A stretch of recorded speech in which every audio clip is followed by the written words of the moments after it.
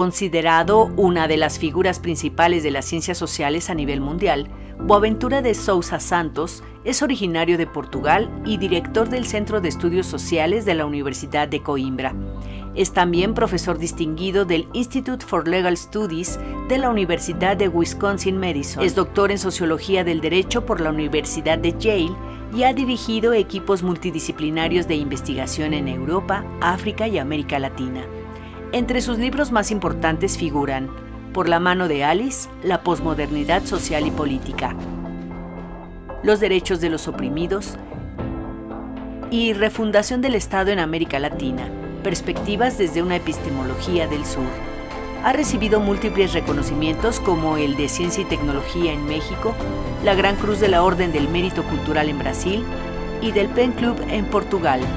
Cuenta con doctorados honoris causa de la Universidad de Coruña en España, la Universidad de Roskilde en Dinamarca, la Universidad Federal de Río Grande del Sur en Brasil, la Universidad Iberoamericana en México y la Universidad de los Andes en Colombia. Pues bienvenidos para esta edición muy especial de Diálogos por la Democracia. Tenemos un invitado de lujo que nos visita desde Portugal, el doctor Boaventura de Sousa Santos. Hola, John, te gusto. Bienvenido. Sí, gracias. Aquí a esta sala mexicana Sí, de la Biblioteca Nacional.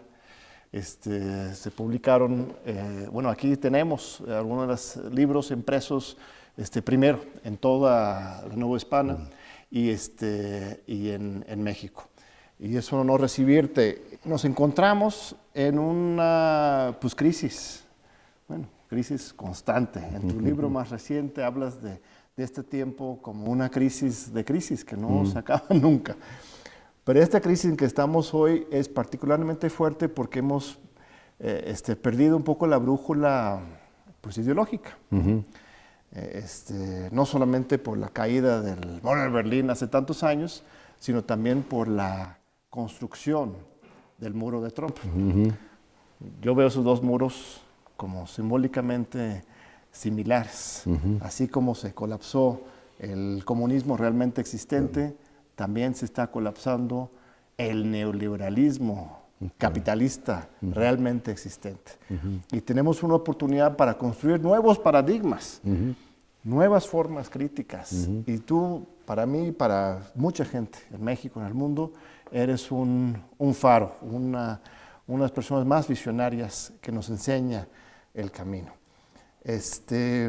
Dime, profesor, ¿cuáles son algunas de las luces que nos pueden dar esperanza hoy en el mundo?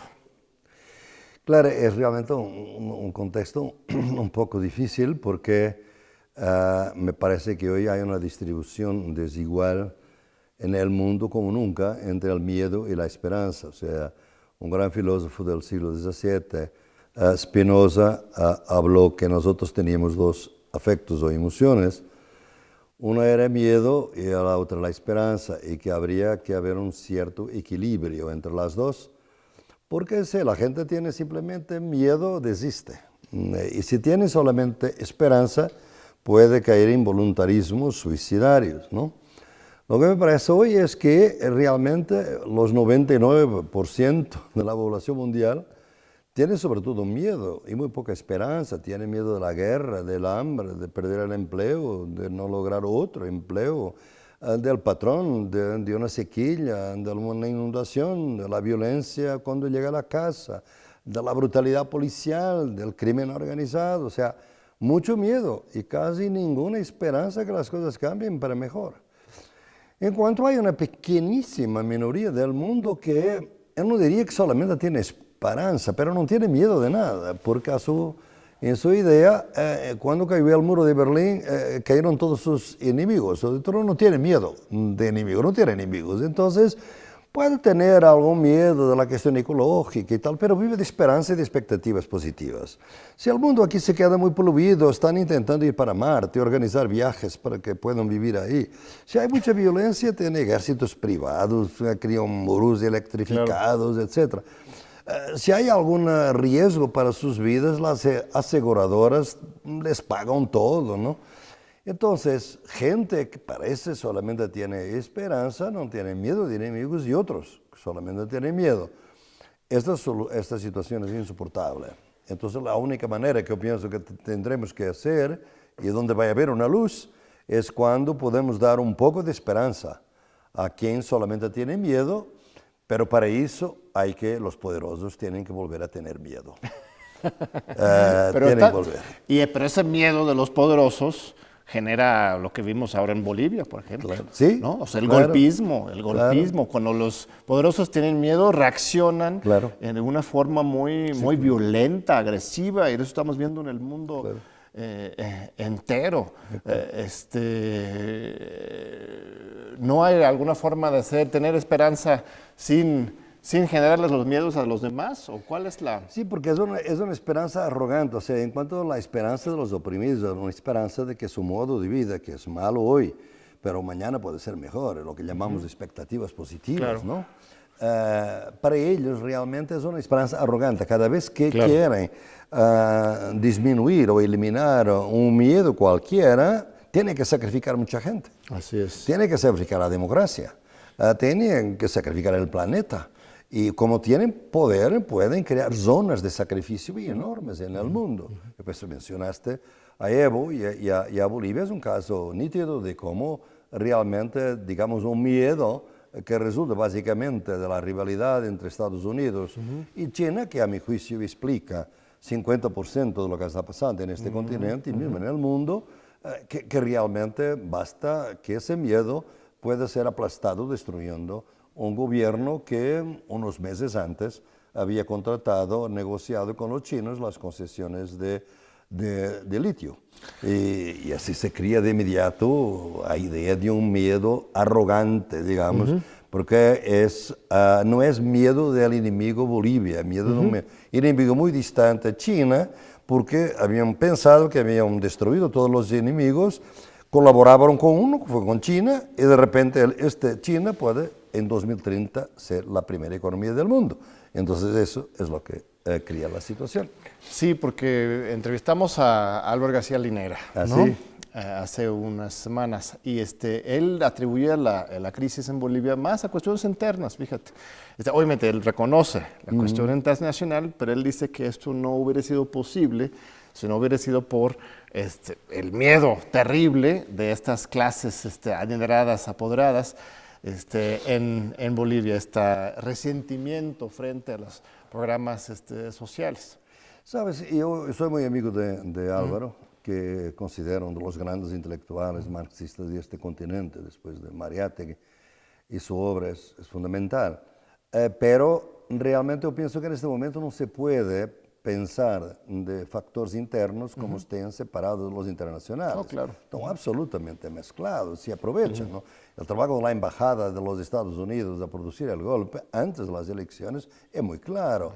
Claro que nunca trabajan sin apoyos internos, como en Brasil. Tuvieron que tener élites locales que ya están también dispuestas a sacrificar la democracia interna para lograr sus ganancias, que básicamente es eso, que está en causa. O sea, se aprovechan de resentimientos de clase media. Y realmente Álvaro cometió un error en ese entonces, lo discutí muchas veces con él, ¿no?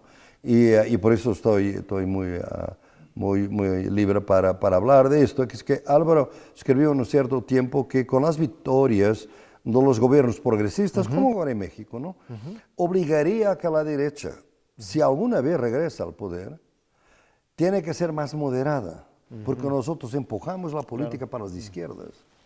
Yo siempre pensé que sería al contrario, y que cuando los gobiernos de izquierda por alguna razón fracasaron, la derecha vendría con una venganza de destruir rápidamente todo lo que había sido hecho. Fue así en Brasil, fue así en Argentina, como tú sabes, con Macri, y fue así ahora también con Evo Morales. O sea, en Ecuador, o sea, en todos ellos la venganza es brutal y quieren desaparecer con nuevos instrumentos, que son los instrumentos judiciales, y que esta gente además no para ser neutralizada políticamente, porque sabe que mismo si cometieron errores, el pueblo sabe que hubo muchas ventajas en su vida de bienestar con estos gobiernos, quieren neutralizar la posibilidad de que vuelvan, y por eso los criminalizan, como Evo está, como Álvaro, como Lula, como todos, como Cristina, etc. Y un día si algo fracasa En México te puedo decir, no es necesario ser sociólogo para prever lo que va a pasar, pero ellos van a incriminar siempre. Siempre buscan incriminar judicialmente. Mencionaste México. México tiene un viraje político histórico muy importante después de tantos años de neoliberalismo. Por alguna otra razón, no pudimos sumarnos a la primera ola progresista, ¿no? En particular por los fraudes electorales. La verdad es que México hubiera llegado primero en 88, pues ganó la izquierda. Hubiera sido el primero de esta ola. Y luego en 2006 también se ganó, hubo un fraude. Pero por una u otra razón no se pudo acompañar. Ahora llegamos tarde, pero la esperanza es generar una segunda ola con Argentina, etcétera. ¿Crees que esto sea una posibilidad real? ¿Y cuáles serían algunas de las sugerencias que hemos aprendido de las otras experiencias que podemos tomar en cuenta hoy en México? La oportunidad, por supuesto que hay, es una oportunidad muy grande y muestra una cosa además, el proceso electoral de AMLO es que ahora para la izquierda ganar el poder, debido a todo el deterioro de la democracia liberal, no basta ganar por pocos votos, porque si ganas por pocos, van a disputar, van a decir que no es verdadera, van a repetir, viene Luis Almagro de la OEA, te liquida la elección y te provoca un golpe. Es necesario ganar y ganar fuerte. Fue lo que pasó aquí en México. Eso para mí es ya de sí mismo un hecho político muy novedoso, muy interesante, y que por eso nos crea una responsabilidad a todos los demócratas del mundo, y no solamente a los mexicanos, de ver, de analizar, de profundizar todo esto que está pasando y de realmente hacer todo para que se fortalezca y no al contrario. Porque te digo que hay muchos enemigos y no es ser más radical o más moderado. Es un error pensar que vamos a ser moderados para que realmente el grande Big Brother del norte no haga nada. No es así. Lula era bastante moderado. No es así. La lógica es una lógica imperial y por eso, y que tiene obviamente aliados internos muy grandes. Entonces, ¿dónde están las novedades? De donde pienso que, porque obviamente estoy solidario, como siempre con todos los gobiernos críticamente, no sé hacerlo de otra manera. Fui consultor de la Constitución de Bolivia, apoyé bastante a Bolivia, apoyé bastante a Ecuador de Rafael Correa, también apoyé durante mucho tiempo a Hugo Chávez y a Lula, obviamente, y a Cristina, amigos de todos casi, digamos así, pero al mismo tiempo, en tiempo, y no después, critiqué las cosas que me parecían que eran un error. Y hay que criticarlas en tiempo, ¿no? En cuando se puede, ¿no? Pues son las cosas positivas que veo acá. Obviamente que es algo que me parece muy interesante, es el hecho que AMLO es un hombre que surge en la política de una manera nueva, porque es un hombre de lo cual se puede decir muchas cosas, pero no se puede decir que es corrupto. Ahora tú sabes que el imperialismo inventó 4 guerras y son inventadas en gran medida para destruir los enemigos y para crear los golpes blandos, y después podemos hablar de eso, para crear democracias amigas de los Estados Unidos. La guerra contra el terrorismo, primero la guerra en contra del comunismo, después la guerra en contra del terrorismo, después la guerra en contra de la droga y ahora la guerra en contra de la corrupción. Y eso se nota con... Yo tengo los datos de la CIA de todo el presupuesto entre 2013 y 2017 para la corrupción y cómo el Departamento de Estado ve cuáles son las empresas que son enemigas, concurrentes de los Estados Unidos y decide que deben ser destruidas. Y no es destruidas porque son de izquierda, es porque los gobiernos son corruptos. Entonces se despolitiza la lucha para decir no es porque es de izquierda, no es porque es corrupto. Lo primero aquí es que va a ser muy difícil hacer esto con AMLO. AMLO está intentando hacer una guerra contra la corrupción y está él mismo, no me parece que sea una persona que fácilmente pueda decirse que es corrupto, al contrario, toda su trayectoria política y su austeridad republicana de alguna manera habla por sí mismo, ¿no? En segundo lugar, yo pienso que AMLO sabe que está en un entorno muy hostil, que tomar el gobierno no es tomar el poder, es la grande diferencia entre izquierda y derecha. Cuando la derecha gana las elecciones, tiene el poder político, económico, social y cultural y mediático. Cuando la izquierda gana el poder, tiene el poder de gobierno, pero no tiene el poder social. La lucha sigue. La lucha sigue, ¿no? Entonces él ha decidido de hablar directamente con la gente todos los días y hacer una comunicación directa, ¿no? Y eso me parece muy importante porque si tú analizas, y tú conoces bien, porque he visto que los conoces muy bien, toda esta idea de Gene Sharp y de los golpes, claro. Lo primero es utilizar la prensa para demonizar el gobierno. Y eso se está haciendo ya aquí también. Pero es más difícil, se hace más difícil. Así es. Entonces yo pienso que AMLO tiene estas dos ventajas, para mí son bastante importantes. Veo algunas nubes. ¿Cuáles son las nubes que veo? Primero, es un hombre que tiene un año después 70% de aceptación, lo que es una cosa absolutamente notable, a mi juicio, pero tiene un apoyo político de un partido que está totalmente fraccionado. Así es. Y no sabe lo que es. Si es de izquierda o de derecha, porque tiene gente de todos, y realmente lo que me parece que está emergiendo, que sería un peligro, es que Morena sería el nuevo PRI. O sea, un PRI, después hubo un interregno de varios partidos que están deshechos. Ahora, en este momento, no se habla mucho de mismo el PRI, está en una crisis muy grande, y de repente tienes un otro gran partido donde todos quieren ir a comer un poquito y viene del PAN y viene del PRD. Fíjate que, vamos para pausar ahí en un momentito, la diferencia clave entre lo que era el PRI y lo que es Morena es precisamente demostrado por la crisis de Morena. El mismo hecho de que haya tanto conflicto interno, tanto debate, discusión, el PRI jamás hubiera permitido tener dos presidentes simultáneamente del partido. Claro, claro, pero John, ¿no? es decir, tú tienes razón, pero es una cosa, puede ser provisoria, puede ser provisoria. Claro. Porque una cosa es Morena con AMLO, otra cosa es Morena cuando se va a AMLO. Por supuesto. Y entonces AMLO no va a cuidar de que Morena sea una cosa buena antes que se va. Y esto que estoy hablando, más de un futuro por más supuesto. largo. Ahora, me parece que realmente tiene un poder. Y es eso que los otros partidos no tenían. Por ejemplo, Lula no tenía una mayoría en el Congreso.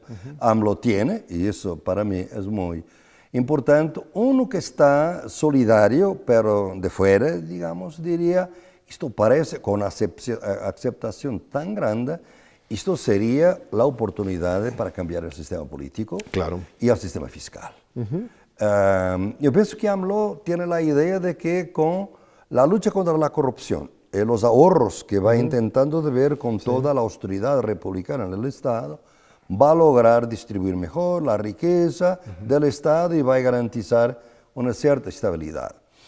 Y que no necesariamente no tendrá que hacer una reforma fiscal dura o que, lo que sea. Tengo dudas que consiga esto. ¿Por qué? Porque realmente el gran problema, pienso yo, visto así un poquito, es que AMLO tiene una capacidad enorme de conectarse con clases populares. Tiene realmente un carisma propio, una manera propia de estar con la gente, de hecho como Lula tenía, ¿no? De alguna manera, ¿no? Sin ser tan, digamos, teatral, por así decir. En segundo lugar, sabe también cómo manejar las grandes fortunas de México. Pero hay las clases medias. Y las clases medias, no me parece que AMLO tenga una simpatía muy particular con las clases medias, que son muy heterogéneas, me parece. Es interesante la reflexión porque en ciertos sentidos sí se le critican por eso de los fifís y sus descalificaciones, pero cuando ves la base de votación para Morena, era predominantemente clase media, precisamente, urbana.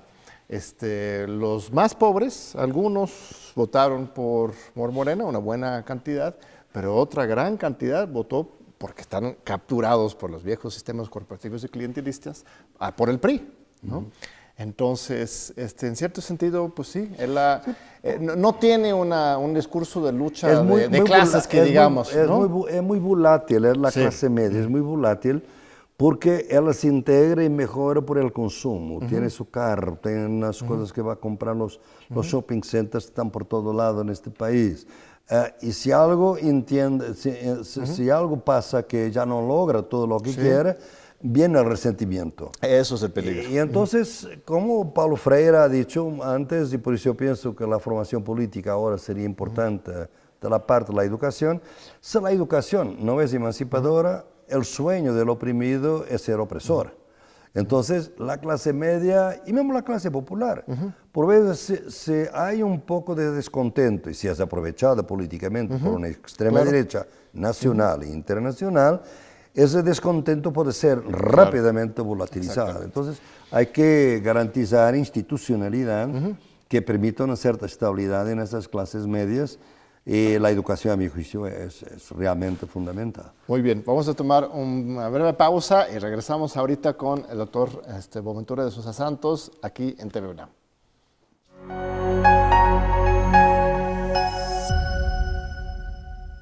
Aquí seguimos con el doctor Boaventura de Sousa Santos. Muchas gracias, doctor. Una discusión fascinante que estamos teniendo ya sobre México, pero ya tomamos una mirada un poco más global por un momento. Mencionaste algo muy importante, la utilización de conceptos del liberalismo clásico, ¿no? Democracia, corrupción. No mencionaste, pero has escrito mucho sobre el tema de los derechos humanos, por ejemplo, por el imperio, para manipular procesos políticos locales, ¿no? Si estás en contra de los Estados Unidos, eres un corrupto, violas los derechos humanos, y aunque tengas violaciones realmente peores esos, y estás con los Estados Unidos, ahí sí no hay problema. Lo vivimos aquí en México de manera muy nítida en el sexenio anterior.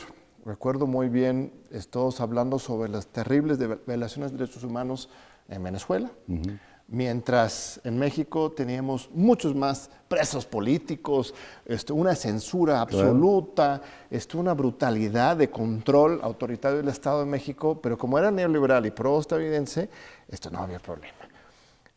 Mi pregunta es, ¿realmente tiene sentido seguir usando esas palabras del liberalismo clásico o no están ya tan desgastados que tenemos que inventar nuevos palabras? Bueno, tú mismo exploras en tus textos esas nuevas posibilidades. ¿Qué piensas? Yo pienso que, claro que nosotros estamos condenados en la sociedad a pensar el nuevo desde el viejo, no de otra manera. Mismo el lenguaje casi nos traiciona, digamos así. Yo pienso que lo que caracteriza el tiempo que vivimos hoy, no solamente en América Latina, sino también en Europa y en África y en Asia, yo diría que es una conciencia planetaria en este momento, es un cierto agotamiento de alternativas que nos obliga a que vivimos un tiempo de posibilidades desfiguradas, o sea, posibilidades de una sociedad mejor, en que se creyó que íbamos a tener una sociedad mejor, pero después, por alguna manera, eso no se realizó, se pervirtió, o por veces se transformó en el opuesto. Obviamente que hablamos de socialismo y comunismo, por ejemplo, que al inicio del siglo XX era un mensaje de futuro, una gran posibilidad, una gran alternativa, y hoy habrá quizás de reconstruirlo. Tenemos un candidato en los Estados Unidos que se considera socialista, pero realmente la idea socialista en este momento está un poco en los libros de historia, y la caída del muro de Berlín fue un acontecimiento muy fuerte en ese sentido, ¿no? Pero no es solamente eso, son los otros conceptos que ya no son del socialismo, otras posibilidades, como democracia, como derechos humanos, como desarrollo, por ejemplo, como primado del derecho, rule of law. Y yo te quiero decir que vivimos de alguna manera en un mundo de ruinas ideológicas, cosas que tuvieron una idea. Por ejemplo, la idea de democracia siempre supimos que había límites en el modelo liberal de democracia, pero por lo menos eso era una garantía en que podría expandirse de alguna manera para ser un gobierno de muchos para beneficio de muchos, ¿no? Yo pienso que hoy en muchos países, no estoy hablando ahora de México, es un gobierno de pocos para beneficio de pocos, ¿no? Por otro lado, los derechos humanos, sabemos muy bien que cuando la declaración surge, eso es un instrumento de Guerra Fría, es muy eurocéntrica, a pesar de ser llamada una declaración universal. pero los derechos humanos van a ser un instrumento de guerra fría, pero es doble en ese sentido. Por un lado, van a ser obviamente hegemónicamente tratados con la idea de que solamente hay violaciones de derechos humanos en el mundo soviético. En el mundo occidental nunca hay violaciones de derechos. Es casi lo mismo como tú has visto ahora y hablabas de Venezuela o de México. Los amigos no violan los derechos humanos, solamente los enemigos. Y esto fue realmente un double standard, un criterio doble que descaracterizó para mucha gente. Pero al mismo tiempo, yo que trabajé y que trabajo hace décadas aquí en este continente y en otras partes también, con activistas de derechos humanos, y me considero a mí mismo como un activista de derechos humanos, por ejemplo en Colombia durante 2 años de investigación que realizamos, unos 15 activistas de derechos humanos perdieron la vida en la lucha por los derechos humanos. Entonces, gente que arriesga su vida en nombre de los derechos humanos no son idiotas, no son ingenuos, es gente que llevó los derechos humanos como una fuerza. Entonces, hoy, hasta ahora teníamos este doble tratamiento, ¿no? Y tanto así que había violaciones de derechos humanos, pero por otro lado era una condicionalidad de los tratados internacionales. Por ejemplo, se decía en todos los tratados del Fondo Monetario Internacional, el gobierno recibe la plata, pero tiene que respetar los derechos humanos. Desapareció. Los derechos humanos hoy son un paria, digamos así, en las relaciones internacionales. El privado del derecho era fundamentalmente para defender los oprimidos, los débiles y en contra los fuertes, los opresores, a través de un uso imparcial de la ley. Sabemos que nunca fue totalmente imparcial, sabemos que era un derecho obviamente eurocéntrico que violentaba los derechos propios de los pueblos originarios. Sabíamos todo eso, ¿no? Pero reciente, habíamos visto en algunos países como el sistema judiciario está a ser utilizado como lawfare, lo que llamamos guerra judicial, que es ser utilizado para criminalizar, neutralizar políticamente enemigos del imperio, enemigos de las élites locales, no por ser de izquierda, pero por ser corruptos, o sea, la idea de despolitizar toda la alternativa. Por eso vivimos un tiempo casi que parece que vivimos en ruinas y tenemos que trabajar con las ruinas que tenemos para transformar ruinas en semillas. Yo pienso que lo que estoy viendo aquí en México de alguna manera también es la idea que tenemos una democracia que ha sido muy arruinada y con los fraudes que acababas de ver y se está intentando de esta ruina transformar una semilla de transformación. Eso no es fácil. Porque obviamente durante el periodo en que ella fue arruinada, no fue simplemente los fraudes electorales, o mucha otra cosa que fue hecha en contra de los pueblos originarios, por ejemplo, y que llevó a que este país sea el país donde hay una corriente de pensamiento autonomista más grande del mundo. En ningún otro país tenemos intelectuales como Gustavo Esteva, etcétera, y otros, y don Pablo González Casanova en este momento, que piensan realmente que esta democracia es un fraude, punto, y hay que crear una cosa nueva, ¿no? Yo realmente hasta ahora pienso lo siguiente, yo pienso que deberíamos tener, el gran problema que tenemos hoy en el mundo es este, desde los 80, el proceso político, los procesos políticos, como no había gran alternativa, el proceso político se separó del proceso civilizatorio. Y esto fue la gran crisis de la izquierda, porque la izquierda era siempre un pensamiento de futuro, de alternativas sociales, y se discutía el proceso civilizatorio con el proceso político. Después de la caída del muro de Berlín, el proceso político se divorcia del proceso civilizatorio y entonces lo que vamos a ver es que el proceso político va a ser para cosas pequeñas, pensar pequeño. Y por eso los políticos en el mundo hoy son mediocres, son pequeños, piensan pequeños, son mediocres. Hay excepciones, yo pienso que AMLO en este momento es una excepción, pero confirma la regla. Y entonces, como los procesos políticos y civilizatorios unidos que creaban los valores de la república, tenemos esta situación ahora, que tenemos política sin valores y valor sin política. La política, todo se vende, todo se compra, corrupción endémica, y valores son la familia, las comunidades, la parte privada, los hábitos y los costumbres de las gentes. Hay que volver a unir política con valores, proceso civilizatorio con el proceso político, y esa va a ser la reinvención. Esto va a obligar a un periodo de transición. Yo pienso que los conceptos en sí mismos no es lo más importante. Si yo voy a trabajar con una comunidad indígena y le digo, ¿qué piensa usted del socialismo? Yo sé cuál es la respuesta porque me han dado esa respuesta muchas veces. Es otra trampa blanca. Porque los partidos de izquierda en América Latina fueron racistas. Claro. Y en contra de la India indígena durante mucho tiempo, ¿no? Como tú sabes, ¿no? Entonces no me interesa el nombre. Por ejemplo, si hablan de suma causa y de buen vivir, qué bueno.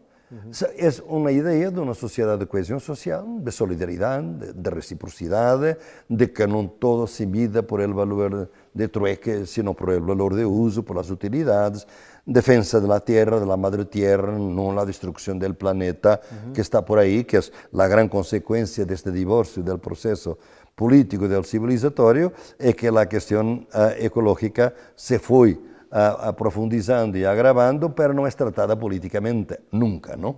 Y entonces ese es otro problema que tenemos. Por eso yo pienso que deberíamos empezar a discutir estos temas civilizatorios de largo plazo, y cuando tenemos un momento político novedoso como este acá, hay que aprovechar, sobre todo la primera parte de estos gobiernos, para discutir estos grandes temas de educación, para volver a hacer una cosa que yo pienso que podríamos resumir de esta manera distinta, de esta manera diferente, o de esta manera siguiente. Es que yo pienso que el gran drama de nuestro tiempo, del siglo XX, todo hasta ahora, fue que inicialmente, al inicio, democracia y revolución estaban unidas. Así es.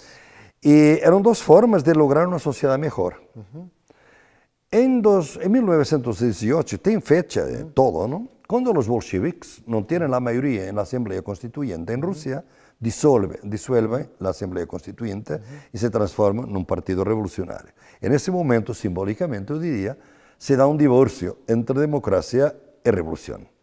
Esto fue fatal para la democracia y para la revolución. Y pues yo pienso que deberíamos ahora también, en esta reflexión, intentar de juntarlos, democratizar la revolución y revolucionar la democracia. En ese sentido, para mí México es un caso excepcional y un sitio estratégico para construir eso, porque la gramática de la discusión sobre justicia social es incluso antes de la Revolución Rusa. Nuestra Constitución, La Revolución Rusa, en claro, 1917, claro. Se escribe antes de la victoria de la Revolución Rusa, y tenemos todavía, hasta la fecha, en nuestra Constitución, tanto los derechos sociales, que fue la primera constitución de derechos sociales, como el derecho a la tierra, el derecho al trabajo, la salud, a la educación, y después se desarrolla durante el gobierno de Lázaro Cárdenas de manera increíblemente ecléctica. O sea, el socialismo liberal, la verdadera tercera vía, o sea, una tercera vía radical, uno social con libertades, no esa farsa de la tercera vía de los 90s, lo vivimos en México, y hoy, con la llegada de la democracia, se revive esa constitución que se construyó antes incluso de esa ruptura. Y tiene cosas muy fascinantes, esa posibilidad de experimentación aquí, con nuestras tradiciones indígenas, nuestras tradiciones liberales. Los Flores Magón, por ejemplo, fueron anarcosindicalistas, después socialistas comunistas, pero su partido se llama el Partido Liberal, ¿no? Ese sincretismo. No sé si nada más lo estoy viendo como México-céntrico, idealizando esta historia, pero en el esquema global hay pocas historias tan complejas como la mexicana. Yo te iba a decir que realmente para mí México, y eso que me da lástima de ver, por ejemplo, tantas diferencias de Morena, y que no aproveche este momento, es que como ustedes tuvieron una revolución que es primigénica, digamos así, la primera que tenemos, es donde sería más fácil intentar este encuentro entre democracia y revolución que va a tener que cambiar la democracia liberal, tiene que tener otro tipo de participación ciudadana, tiene que tener otro tipo de descentralización, tiene que ser participativa, tiene que ser también directa o deliberativa en muchos encuentros, tiene que ser plurinacional. Nosotros tenemos, por ejemplo, en el caso de Cherán, que es una comunidad muy interesante, donde realmente hoy tenemos la posibilidad que el alcalde sea elegido por sus usos y costumbres, o sea, por un derecho propio, que no es el derecho oficial de México. En todo Oaxaca también, la mayor parte de los municipios. Y estas son cosas notables de un derecho que se apunta para, digamos, casi un Estado plurinacional. Así es. Y eso es la reforma política del Estado que se puede hacer en un tiempo. Si se deja pasar el tiempo, ya no hay posibilidad.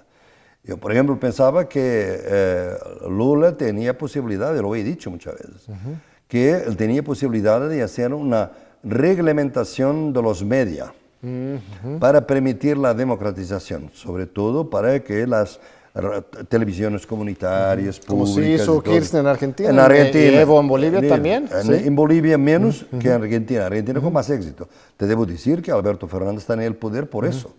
Claro. Eso fue absolutamente crucial, ¿no?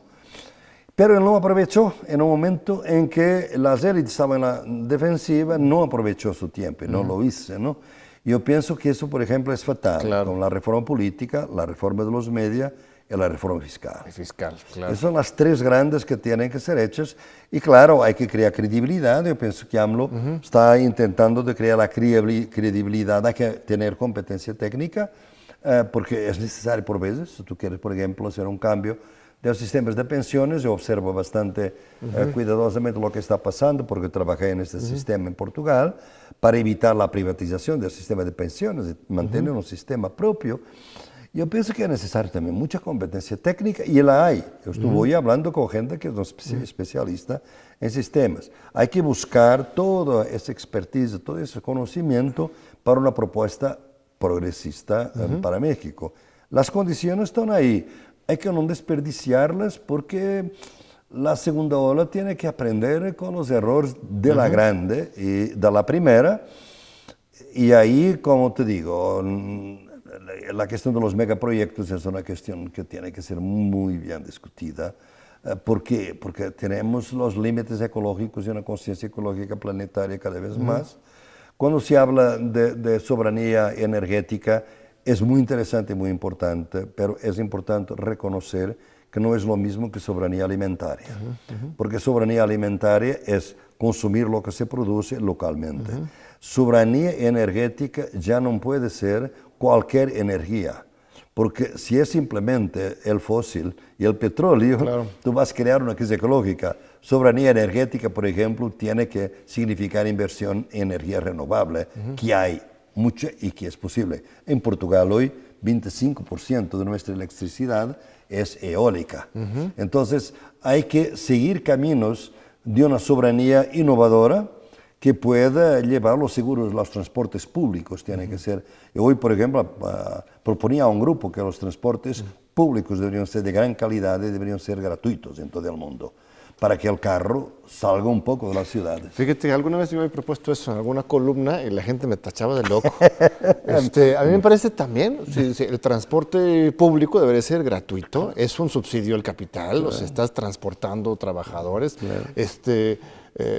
No es revolucionario para nada. O sea, el metro gratuito, absolutamente. Sí, claro, metro gratuito, sí.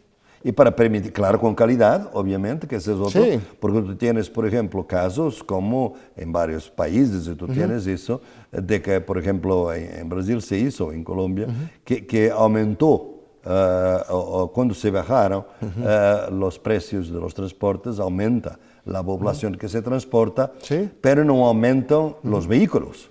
Y entonces la gente es como en India, la gente va como sardinas. Así es. Y entonces una calidad de vida muy mal de regreso a la casa y a venir para el trabajo. Así es. Entonces hay que realmente invertir en un bien público que sea transporte público. Sí, porque es un impuesto, la tarifa que pagas por viajar al metro, pues es un impuesto regresivo. Claro. Y pues sí, algunos puentes se cobran a los autos, pero no te cobran por caminar por las calles de la ciudad, no te están cobrando cada manzana que avanzas, entonces es un subsidio al auto. Tienes toda la razón.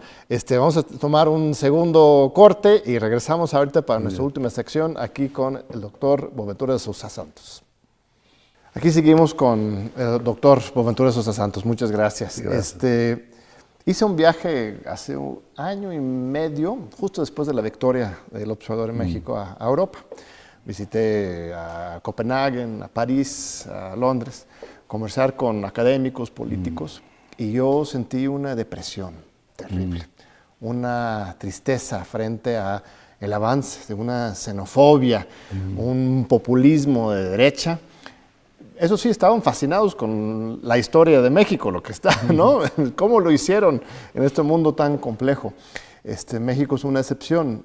Portugal, tu país natal, tu país de vida, donde trabajas y vives, también es una excepción, de una esperanza progresista en un mar de neofascismo.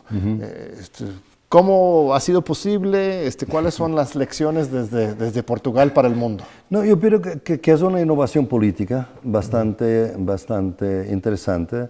Yo mismo he escrito un librito llamado Izquierdas del Mundo Unidos, que además está publicado aquí en México, exactamente para dar, y ya está en varias lenguas, traducido en varias lenguas, para dar a conocer esta experiencia que es muy sencilla. Es mostrar que el neoliberalismo es una trampa. El neoliberalismo no hace crecer la economía, no hace empleo, no hace nada, crecer empleo, nada. Es un sistema que significa básicamente un proceso de transferencia de la riqueza de los pobres para los ricos. Es que es el neoliberalismo. Lo demostramos cómo, porque las izquierdas históricamente estaban muy divididas. Entre 2011 y 2015 tuvimos una austeridad, no es austeridad republicana de AMLO, pero la austeridad del Fondo Monetario neoliberal, y que realmente empobreció a los portugueses 6% del PIB. Y al final, realmente, los portugueses siguieron votando mayoritariamente a la izquierda, pero iban a ser gobernados por la derecha, porque los partidos de derecha estaban unidos y los partidos de izquierda, como siempre, divididos. Claro. Entonces, lo que decidieron fue que, no una cosa novedosa, que era mantener lo siguiente: nosotros tenemos identidades distintas. Por ejemplo, el Partido Comunista es en contra de la NATO, el Partido Socialista a favor. Pero eso no se discute. Nosotros vamos a ver en qué estamos de acuerdo. Estamos de acuerdo en trabar las privatizaciones. Estamos de acuerdo en privilegiar la educación pública y salud pública. Estamos de acuerdo en aumentar las pensiones mínimas y el salario mínimo. Estamos de acuerdo en movilizar el servicio público de nuevo y al Estado para le dar otra vez una centralidad de servicio público republicano. Estamos de acuerdo. Escribimos, redactamos, firmamos y durante 4 años vamos a respetar. Y así se respetó. Y fue, o sea, ¿cuál fue la lógica? Fue no hacer como en Grecia, de ser muy antiimperialista en el discurso, pero no tener poder técnicamente para aprovechar las brechas, las ambigüedades de las directivas europeas que te permitían realmente realizar una política más moderada. Empezamos en eso y de repente lo que vemos es que la Unión Europea estaba toda en contra, el Fondo Monetario, toda la gente estaba en contra, esto va a ser una desgracia, la izquierda en el gobierno, un caos. Al contrario, vamos a asistir que la economía empieza a crecer, la gente se anima un poquito porque las pensiones mínimas son mejores, el salario mínimo, el consumo aumenta, el consumo promueve la producción interna, crece la economía, baja el desempleo. En este momento tenemos 4.6% de desempleo, bajísimo, lo más bajo de Europa. Mucho más bajo que España. De España, por ejemplo, y entonces la economía crecer, más inversión directa, el país también tiene otros atractivos, es el país que tiene la más baja tasa de criminalidad de Europa, entonces Madonna viene a vivir a Portugal, entonces porque es un país muy tranquilo, quiere para sus hijos, etc. Y repentinamente el país, y siendo todo lo contrario, la receta neoliberal, es el país que crece, la economía crece más que las otras en la Unión Europea. Probamos que el neoliberalismo es una mentira. Y esto tiene, digamos, impacto internacional. Esto es verdadero en todas partes. Porque si tú lees realmente lo que dicen los de fondo, ya saben eso. Pero, obviamente, el capital financiero quiere sus ganancias, básicamente, ¿no? Pero no nos han castigado al capital financiero porque justamente como ejemplo, pues como Bolivia, otro país, esto genera coraje, resentimiento, miedo de esos sectores. Claro, la propuesta era moderada, pero no les crear bastante miedo y también tenemos que tener en atención que es ya con el problema del Brexit.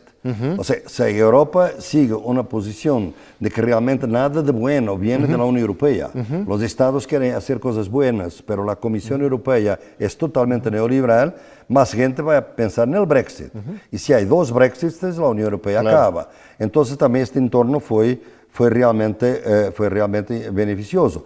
Y como sabíamos que Portugal aislado también sería pequeño, es 1% del PIB, era importante que otros países siguieran lo mismo. He trabajado bastante en España, porque España ya son 8% o más del PIB europeo, y realmente ahora tenemos también en España una coalición que fue muy inspirada también en la experiencia portuguesa. Y otro gran sociólogo ya en el gobierno, Manuel Castells, que también estuvo aquí sí, hace unos claro, meses. Manuel, Sí, que aquí está ahora que es ministro de Educación.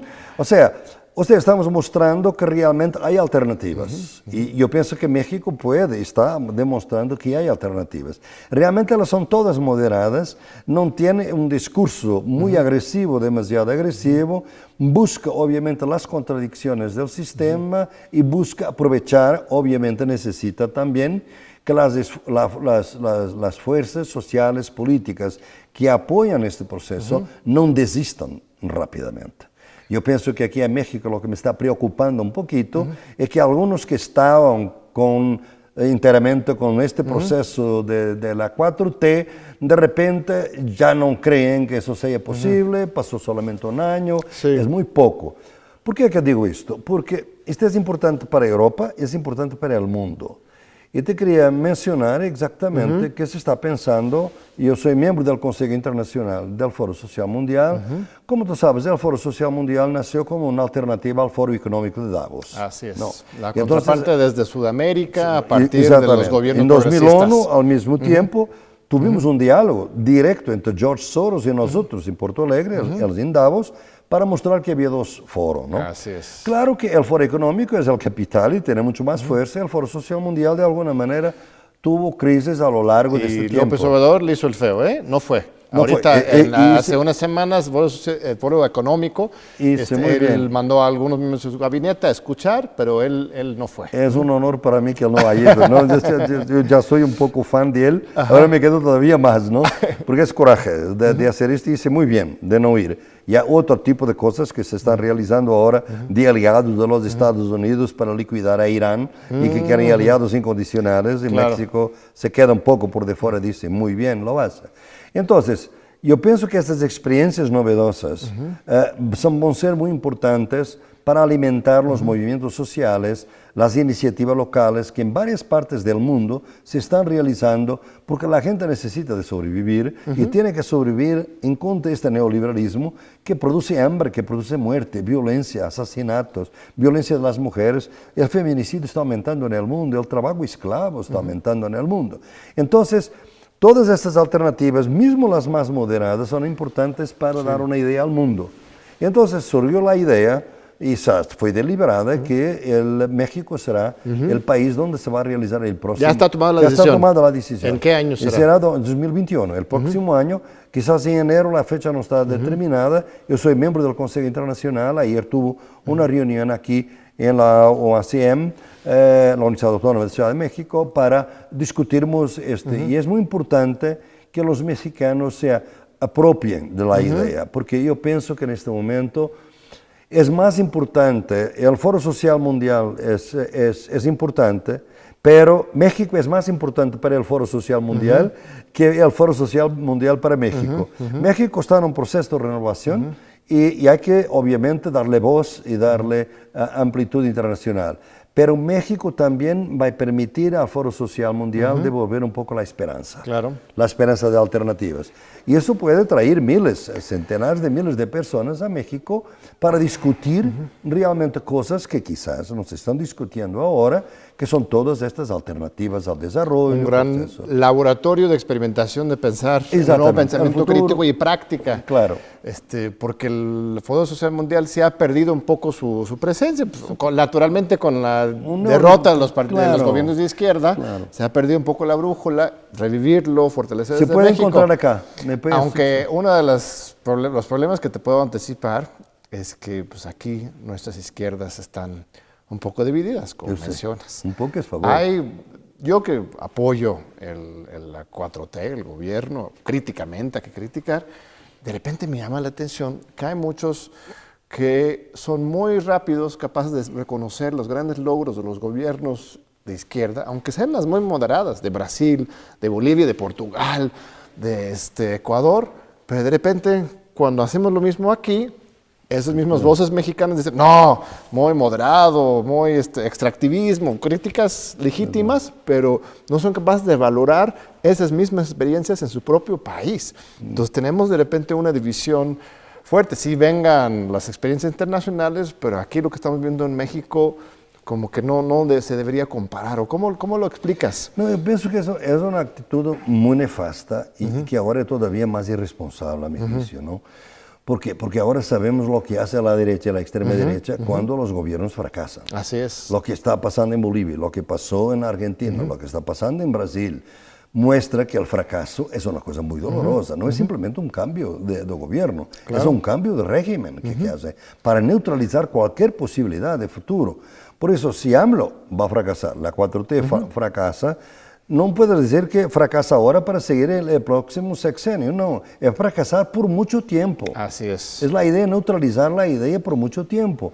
Entonces, hay que luchar por la viabilidad de las cosas. Por ir más allá. Y por intentar de no desistir a la primera, porque eso es una situación muy confortable, porque la política, los contextos internacionales, que a mí tampoco me gusta, obviamente, lo que México está se transformando en la frontera sur de los Estados Unidos. No me gusta para nada, ¿no? Claro. Pero no voy a decir que todo el proceso que AMLO está intentando es malo porque hay eso hecho. Claro. Yo estoy consciente de las condiciones, gustaría que pudiera encontrar una manera productiva para la gente, que no esté ahí casi internada y presa de alguna manera debido a esta imposición de los Estados Unidos sobre AMLO. Sabemos las desigualdades de poder que existen, sabemos la capacidad que el imperio tiene de destruir cualquier alternativa. El imperio decadente es la diferencia con China, si es un imperio. Es que es el ascendente, tiene capacidad de construir,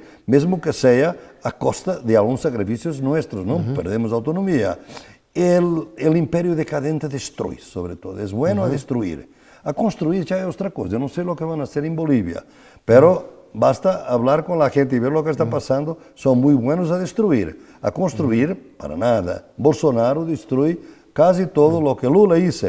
De nuevo, ¿qué tiene? O sea, muchos años de lucha, de construcción, se pueden caer en unos meses. Hay que tener cuidado y aquí yo diría que la gente de izquierda, que no tiene que ser muy radical, menos radical, no puede ser ingenuo, porque ya fracasaron los otros y ya vieron las consecuencias. No se consiguió lo que Álvaro decía, que obligamos a la derecha a ser un poquito más moderada porque nosotros damos esperanza a la gente. No, la derecha cuando llega es con venganza para destruir todo y crear un cambio de régimen que neutralice por mucho tiempo la posibilidad de esperanza para las mayorías. Sí, es lo que yo siempre insisto también a uno. El tema de los Estados Unidos es terrible, ¿no? Como en lo que ha ocurrido en México, no por voluntad del observador, sino por la imposición de esas políticas, otros asuntos que hay que criticar, pero el contexto para la lucha social, si al final de cuentas el cambio viene de la lucha social, ¿no? Lo que necesitas es un contexto en que tengas oxígeno, que puedes estar proponiendo cosas y no dedicando todas tus energías, por ejemplo, a sacar a los presos políticos de la cárcel. En el sexenio anterior, con Peña Nieto, pues muchos nos dedicamos a eso, a exigir la liberación, a exigir condiciones para la libertad de expresión y no podíamos construir algo nuevo. Hoy, por lo menos, hay un contexto para esa construcción, ¿no? Claro que hay cosas que la gente se queda un poco impactada, yo estoy de acuerdo. Yo pienso que los megaproyectos habría que tener mucho cuidado, porque he visto cómo Evo ha dividido los pueblos indígenas. Cuéntame, porque sí, el gobierno actual habla del Tren Maya, del plan transísmico, de refinerías. Yo pienso que no deberían seguir adelante, debo decirte. porque van en contra de todo lo que se está pensando internacionalmente, del respeto por el planeta, Sí. por la ecología, y sobre todo porque hay instrumentos internacionales que obligan a una consulta previa.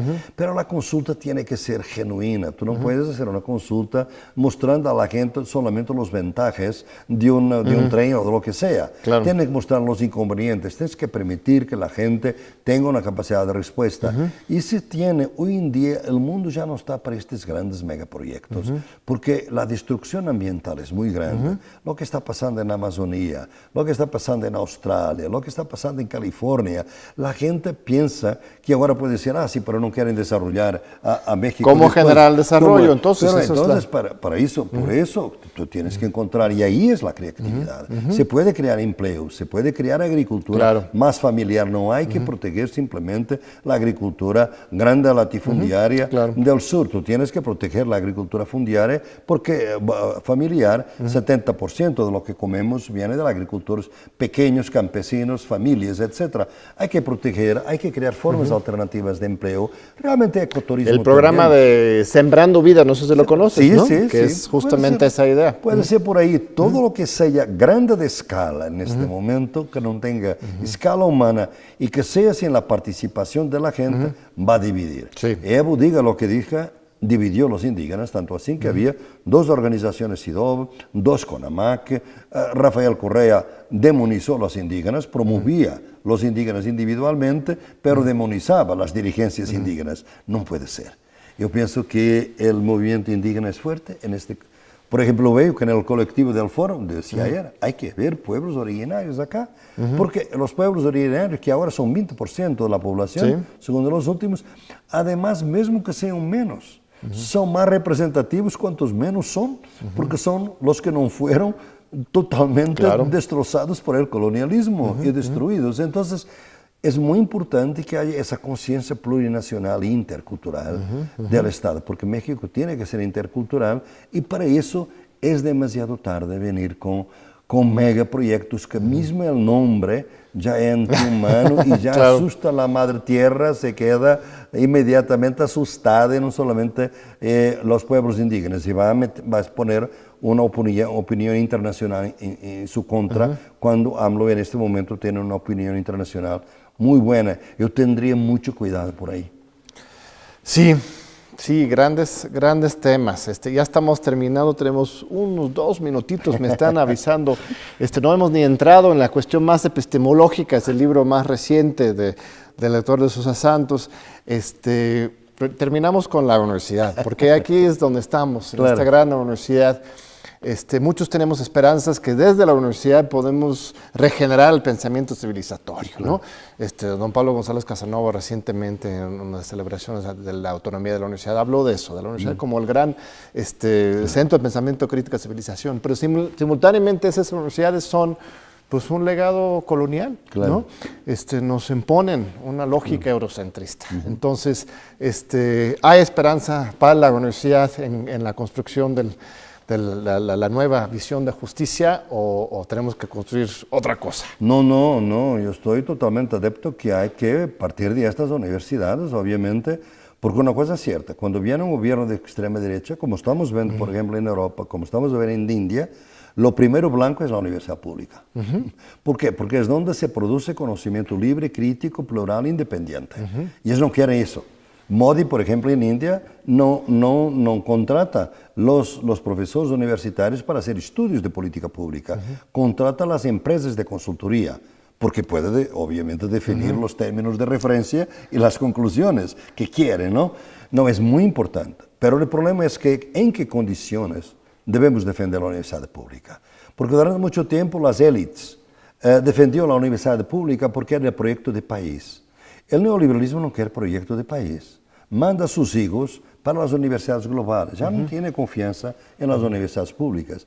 La universidad pública tiene que tener aliados internos, clases populares, clases medias. Y para eso tiene que tener una actitud que sea más simpática, porque durante mucho tiempo fue muy arrogante para ellas. Tienen que descolonizarse, tienen que desmercantilizarse, tienen que democratizarse y tienen que despatriarcalizarse. son las palabras que... Pues muchísimas gracias, se nos acabó el tiempo, espero que podamos repetirlo pronto. Bienvenido como siempre a México, a la UNAM, y un gusto tenerte aquí. Muchas gracias. Te esperamos de nuevo en 8 días aquí en Diálogos por la Democracia por TV UNAM.